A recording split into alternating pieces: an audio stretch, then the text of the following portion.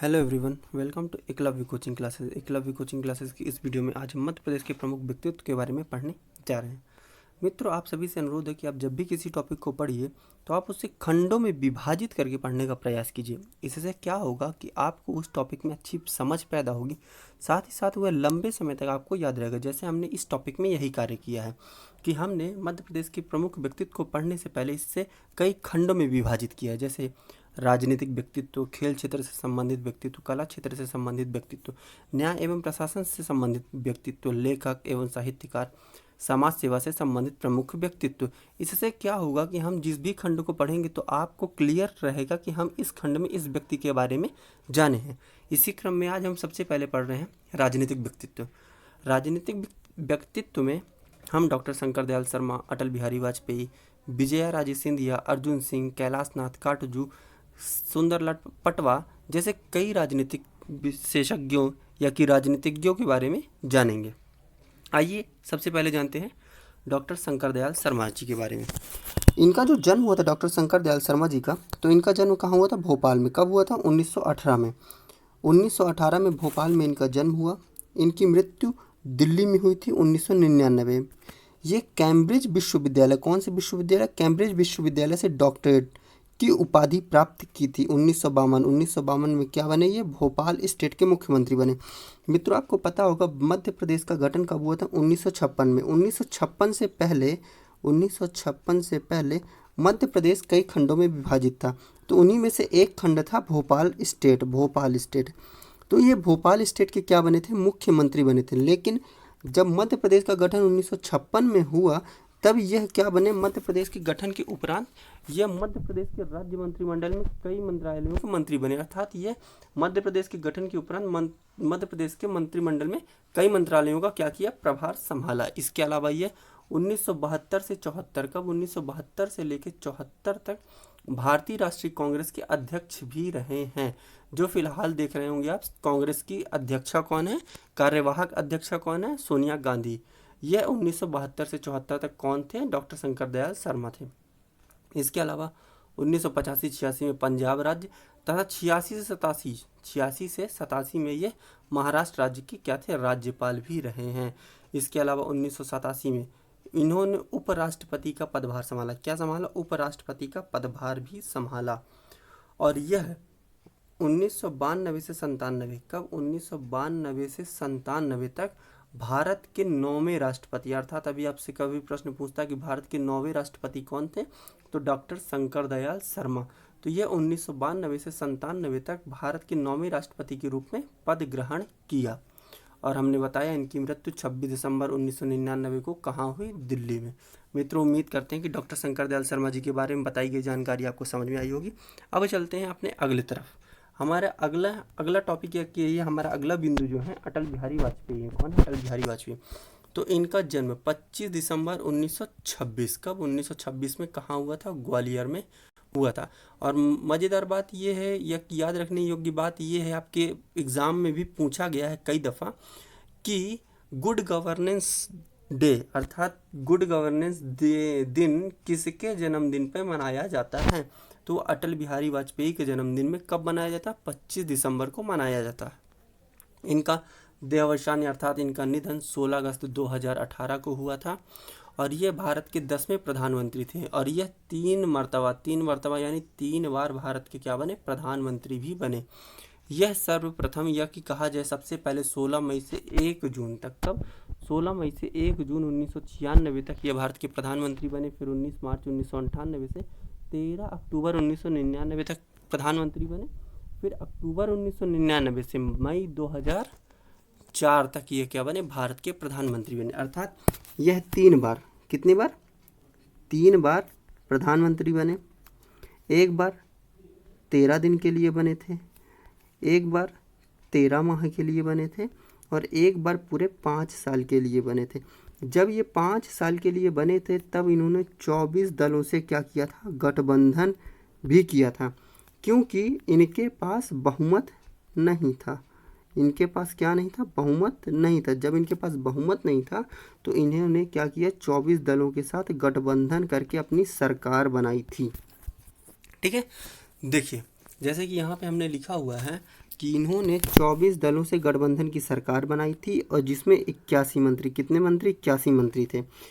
यह एक प्रखर वक्ता, पत्रकार और हिंदी के जाने माने कौन थे, कवि थे।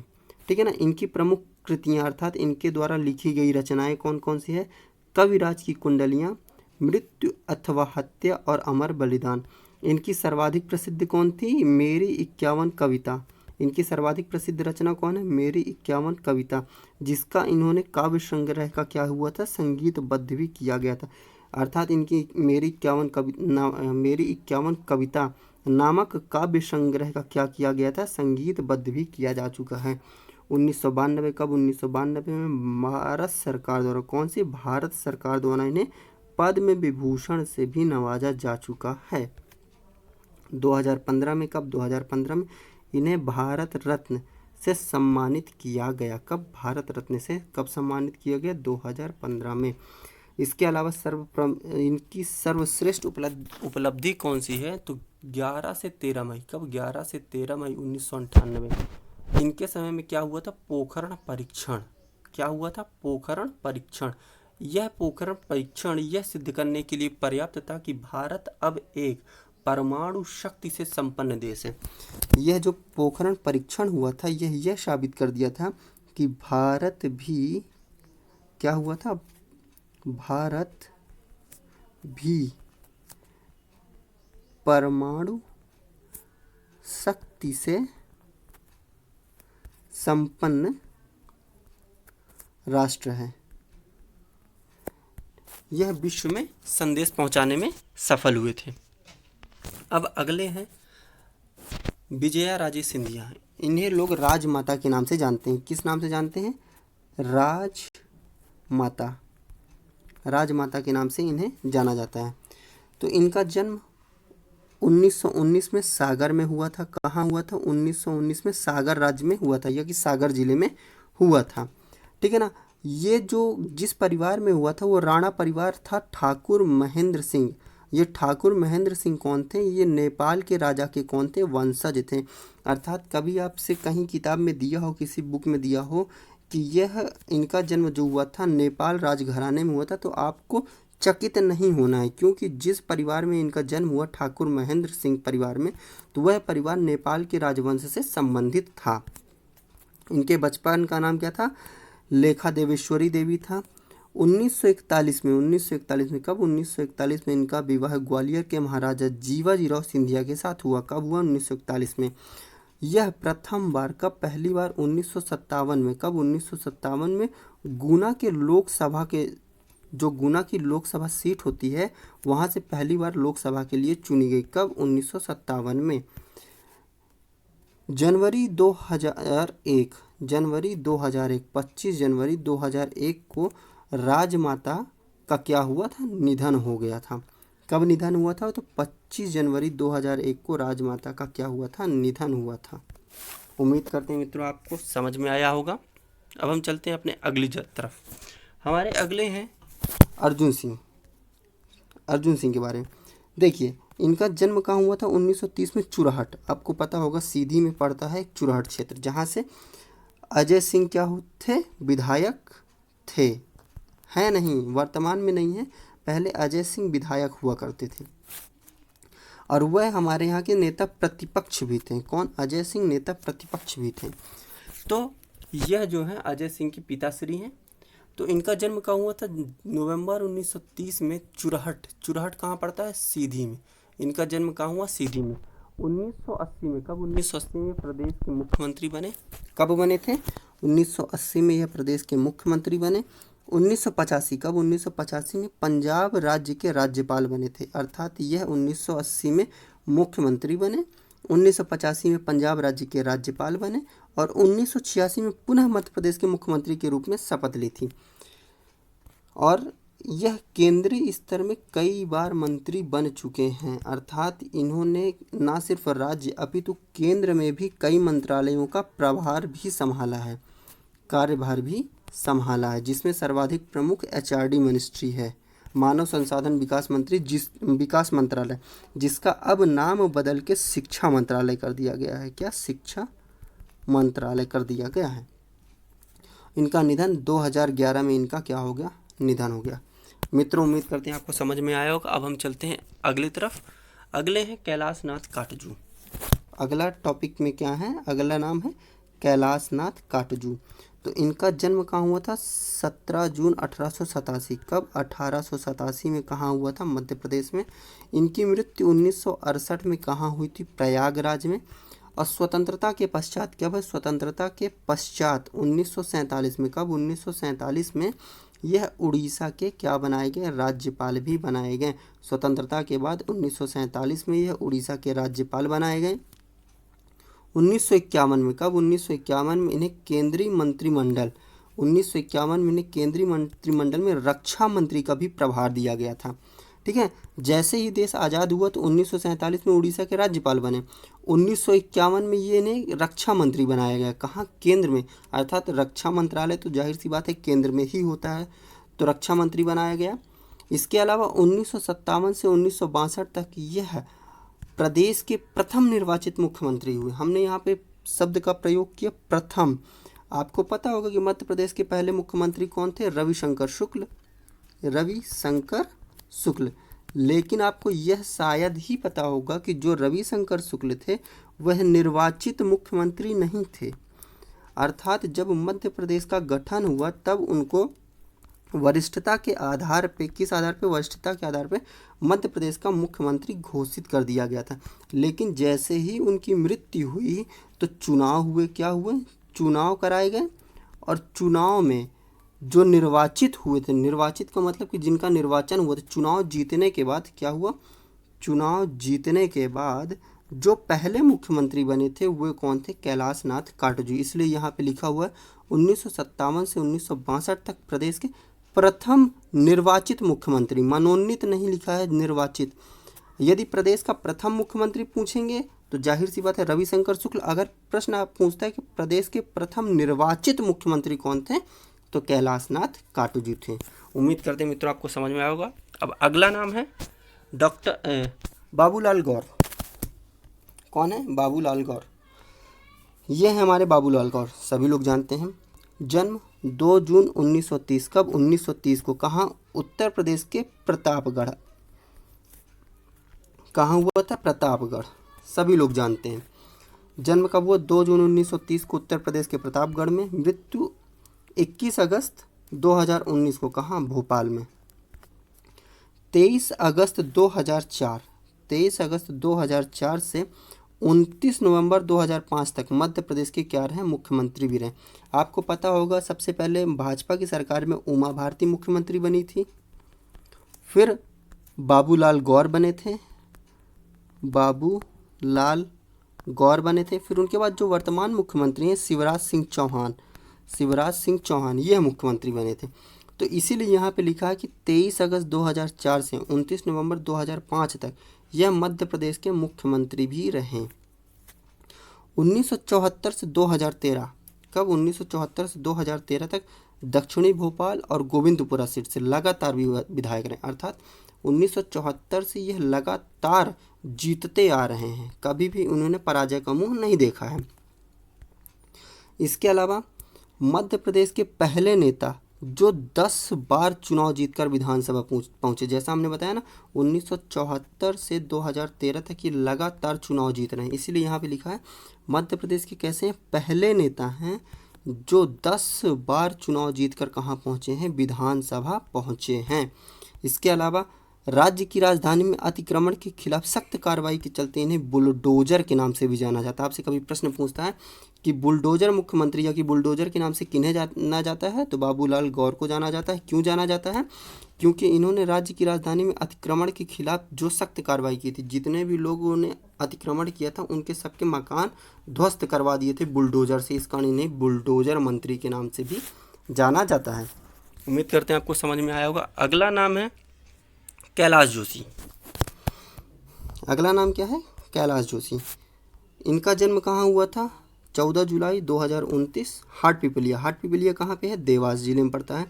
कहाँ पे पड़ता है, देवास जिले में। इनके एक पुत्र थे दीपक जोशी, जो इससे पहले गवर्नमेंट में क्या हुए थे, शिक्षा मंत्री थे। इनके पुत्र थे कौन, दीपक जोशी, जो वर्तमान सरकार में से पूर्व की सरकार, वर्तमान सरकार से पूर्व की सरकार मतलब कि अभी जो शिवराज सिंह चौहान हैं उनसे पहले जो उनका कार्यकाल था उसमें वह क्या थे, शिक्षा मंत्री थे। वर्तमान में यह विधायक भी नहीं है, अर्थात दीपक जोशी विधायक नहीं, क्योंकि उन्होंने अपनी विधानसभा सीट से पराजय का सामना किया है। इनकी मृत्यु कब हुई थी, 24 नवंबर 2019 को। जन्म कहाँ, हमने बताया कि इनका जन्म हुआ था 1929 में, हाटपिपलिया। मृत्यु 2019 में भोपाल। 23 जून 1977 से 17 जनवरी 1978 तक, कब, 23 जून 1977 से 17 जून 1978 तक ये क्या थे, मध्य प्रदेश के मुख्यमंत्री भी रहे हैं। इन्हें राजनीति का संत कहा जाता है। क्या, राजनीति का संत, अर्थात कभी प्रश्न पूछे राजनीति के संत की संज्ञा किसे दी गई है, तो कैलाश जोशी को दी गई है। मित्रों, उम्मीद करते हैं आपको समझ में आएगा। अगला नाम है माधवराव सिंधिया। माधवराव सिंधिया, आप सभी इनको बहुत अच्छे से जानते हैं। हमने अभी आपको नाम बताया था, राजमाता के बारे में बताया है। यह राजमाता के पुत्र हैं और वर्तमान में जो राज्यसभा सांसद है मध्य प्रदेश से, ज्योतिरादित्य सिंधिया। ज्योतिरादित्य सिंधिया उनके क्या हैं, पिता हैं। भारत के जाने माने नेता थे। जन्म कब हुआ, 10 मार्च 1945। कब हुआ, 10 मार्च 1945 को इनका जन्म हुआ। निधन कैसे हुआ, एक विमान दुर्घटना में। क्या हुआ, यह एक विमान दुर्घटना में इनका निधन हो गया 2001 में ही। यह कहीं से किसी जगह पे अपनी पार्टी के लिए प्रचार करने जा रहे थे, तभी ये जिस विमान से जा रहे थे वह विमान दुर्घटनाग्रस्त हो गया, जिसके कारण उनका क्या हो गया, निधन हो गया। इनकी मृत्यु आकस्मिक मृत्यु थी, क्योंकि प्राकृतिक रूप से मृत्यु हुई नहीं, विमान दुर्घटना के कारण मृत्यु हुई, इसलिए आकस्मिक मृत्यु कहा जाता है। केंद्रीय मंत्री के रूप में इन्होंने कई विभागों का कार्यभार संभाला। उम्मीद करते हैं समझ में आएगा। अगला नाम है, अगला टॉपिक हमारा, हमने देखा यहाँ पे प्रशासनिक व्यक्तित्व दिया हो। क्या दिया हो, प्रशासनिक व्यक्तित्व, अर्थात जो प्रशासन से जुड़े हुए हैं, जैसे कि मोहम्मद हिदायतुल्ला हो गया, जगदीश शरण वर्मा हो गए, अयोध्यानाथ पाठक हो गया, G N Saxena, O N Srivastava जैसे अनेक नाम हैं। अब हम इनके बारे में थोड़ा बहुत जानकारी प्राप्त करते हैं। पहले है मोहम्मद हिदायतुल्ला। ठीक है मित्रों, मोहम्मद हिदायतुल्ला जन्म कब हुआ है, 17 दिसंबर 1905 को लखनऊ में। मृत्यु 18 सितंबर 1992 को कहाँ हुआ, दिल्ली में। यह 1956 से 1958 मध्य प्रदेश के प्रथम मुख्य न्यायाधीश, अर्थात मध्य प्रदेश के प्रथम मुख्य न्यायाधीश कौन बने थे, मोहम्मद हिदायतुल्ला। इसके अलावा 1954 से 1956 तक यह नागपुर न्यायालय के मुख्य न्यायाधीश भी रहे हैं। 1967 से 1970 तक यह भारत के मुख्य न्यायाधीश अर्थात CJI, chief justice of India, 1967 से 70 तक बने। यह 11वें CJI बने और यह भारत के 6वें उपराष्ट्रपति के रूप में भी पदभार संभाले थे। कब, 1979 से 1984 तक। और इन्होंने भारत के कार्यवाहक राष्ट्रपति का भी क्या किया था, कार्यभार संभाला था। अर्थात यह इकलौते कैसे हैं, इकलौते व्यक्ति हैं जिन्होंने CJI, राष्ट्रपति और उपराष्ट्रपति अर्थात तीनों ही पद को ग्रहण किया था। इसके अलावा हमने जैसे बताया कि इनका पहला राष्ट्रपति का कार्यकाल कब से कब तक था, 20 जुलाई 1969 से 24 अगस्त 1969 तक। क्यों बने थे ये राष्ट्रपति, कार्यवाहक राष्ट्रपति, क्योंकि तत्कालीन का मतलब होता है उस समय जो राष्ट्रपति थे, तो तत्कालीन राष्ट्रपति जाकिर हुसैन का क्या हो गया था, निधन हो गया था। इनके निधन के कारण क्या हो गया था, जैसे ही मित्रों इनका निधन हुआ जाकिर हुसैन का, तो क्या हुआ, राष्ट्रपति का पद क्या हो गया, रिक्त हो गया। तो जाहिर सी बात है, जब राष्ट्रपति का पद रिक्त हो गया, राष्ट्रपति नहीं है, तो उसका पद कौन ग्रहण करेगा, उपराष्ट्रपति। लेकिन उस वक्त जो उपराष्ट्रपति कौन थे, बीवी गिरी, उपराष्ट्रपति कौन थे, बीवी गिरी। उन्हें यह इच्छा हुई कि अब वह राष्ट्रपति बन सकते हैं। तो जाहिर सी बात है, राष्ट्रपति के लिए क्या होता है, निर्वाचन होता है, चुनाव होता है। तो इन्होंने राष्ट्रपति पद ग्रहण करने के लिए इन्होंने उपराष्ट्रपति पद से इस्तीफा दे दिया। क्या दे दिया, इस्तीफा दे दिया, जिसके कारण राष्ट्रपति और उपराष्ट्रपति दोनों ही पद क्या हो गए, रिक्त हो गए। राष्ट्रपति उपराष्ट्रपति दोनों पद क्या हो गए, रिक्त हो गए, जिसके कारण भारत के मुख्य न्यायाधीश मोहम्मद हिदायतुल्ला जी को भारत के राष्ट्रपति का पदभार संभालना पड़ा। अर्थात यदि राष्ट्रपति नहीं है तो राष्ट्रपति का कार्य कौन संभालेगा? उपराष्ट्रपति। लेकिन यहाँ पे न राष्ट्रपति थे न उपराष्ट्रपति थे, इसलिए राष्ट्रपति का कार्यभार किसे संभालना पड़ा? CJI यानी chief justice of India Mohammad Hidayatullah ji को। ठीक है, इनके समय क्या हुआ था? इनके समय अमेरिका के राष्ट्रपति रिचर्ड निक्सन भारत आए हुए थे। सर्वाधिक महत्वपूर्ण घटना इनके कार्यकाल में क्या हुई थी? उसी समय अमेरिका के जो राष्ट्रपति थे, कौन? रिचर्ड निक्सन, भारत के दौरे पर आए हुए थे। और यह भारत के इकलौते व्यक्ति, जैसा हमने पहले बताया, भारत के इकलौते व्यक्ति हैं जिन्होंने भारत के मुख्य न्यायाधीश के साथ साथ राष्ट्रपति और उपराष्ट्रपति का भी पदभार संभाला। आपसे कभी पूछता है कि ऐसा कौन सा CJI है जो भारत के राष्ट्रपति और उपराष्ट्रपति दोनों का ही पदभार संभाला है, तो वह कौन है? मोहम्मद हिदायतुल्लाह। उम्मीद करते हैं मित्रों आपको उपयुक्त जानकारी समझ में आई होगी। अब मित्रों जगदीश शरण वर्मा, यहाँ पे नाम नहीं लिखा है, इनको कहते हैं शॉर्ट फॉर्म में JS वर्मा, जगदीश शरण वर्मा। इनका जन्म 18 जनवरी 1933 को कहाँ? सतना में हुआ। इनकी मृत्यु 22 अप्रैल 2013 को गुड़गांव में हुआ। और यह क्या थे? 1985 से 1986 तक मध्य प्रदेश उच्च न्यायालय, 1985 से 86 तक कहाँ? मध्य प्रदेश उच्च न्यायालय के मुख्य न्यायाधीश थे। अर्थात MP के क्या थे? मुख्य न्यायाधीश, MP हाई कोर्ट के मुख्य न्यायाधीश थे। और 1986 से 1989 तक, कब? 1986 से 1989 तक कहाँ? राजस्थान उच्च न्यायालय के मुख्य न्यायाधीश के रूप में क्या किए गए? नियुक्त किए गए। यह भारत के सर्वोच्च न्यायालय के मुख्य न्यायाधीश के रूप में भी क्या किए हैं? कार्य किए। कब?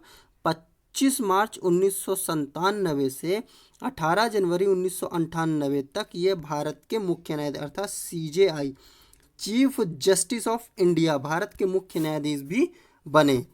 अगले हैं हमारे अयोध्यानाथ पाठक। कौन है? अयोध्यानाथ पाठक हैं।